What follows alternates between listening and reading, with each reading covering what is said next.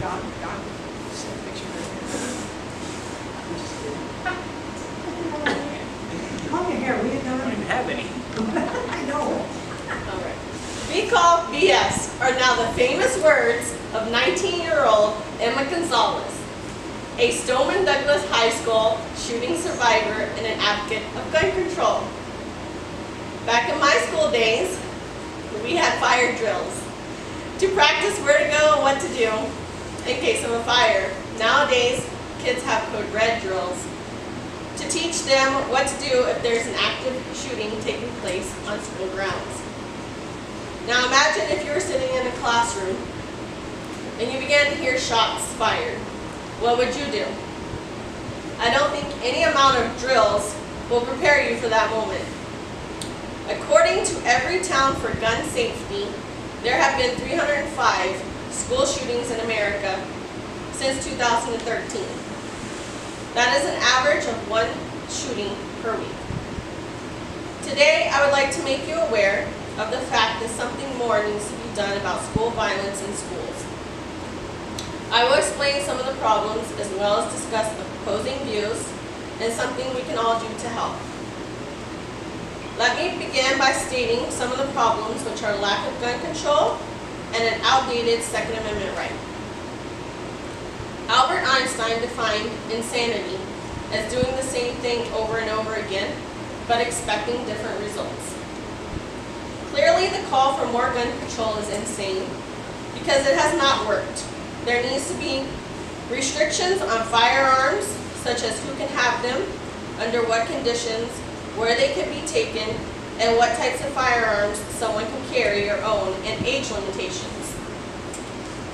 The Second Amendment of the United States Constitution reads, "A well-regulated militia being necessary to the security of a free state, the right of the people to keep and bear arms shall not be infringed."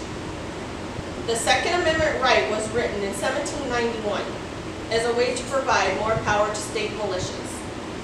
This amendment was obviously written well before the production of AR-15 style semi-automatic weapons.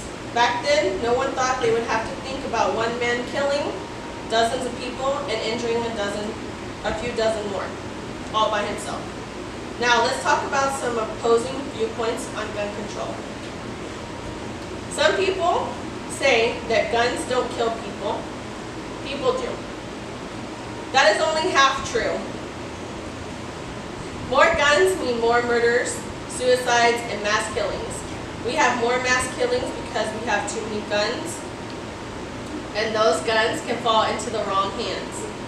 According to a 2015 study, Americans make up about 4% of the Earth's population, but we own 42% of the guns made.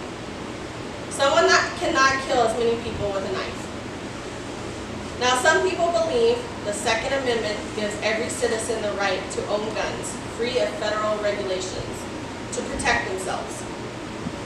They believe the amendment's militia clause was never meant to restrict the rights of citizens to bear arms. Again, this amendment wasn't written with AR-15 style assault weapons in mind. Although there is so much still to do to prevent gun violence in schools, there are actions that everyone can take now to help better protect our schools and our children. One thing everyone can do is vote. If you're not registered to vote, get registered and learn more about who you're voting for. Make sure you know about the candidates' views on gun safety legislation. In conclusion, gun violence in schools is not getting better, and we all need to do our part. Now that you have some of the problems and what you can do to help, I hope you agree with me that something more needs to be done to make our schools safer for our children.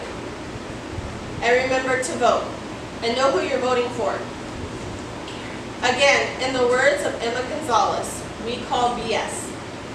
They say that tougher gun laws do not decrease gun violence. We call BS.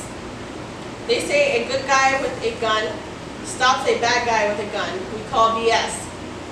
They say guns are just like tools like knives and are dangerous as cars. We call BS. They say that no laws could have been able to prevent the hundreds of senseless tragedies that have occurred. We call BS.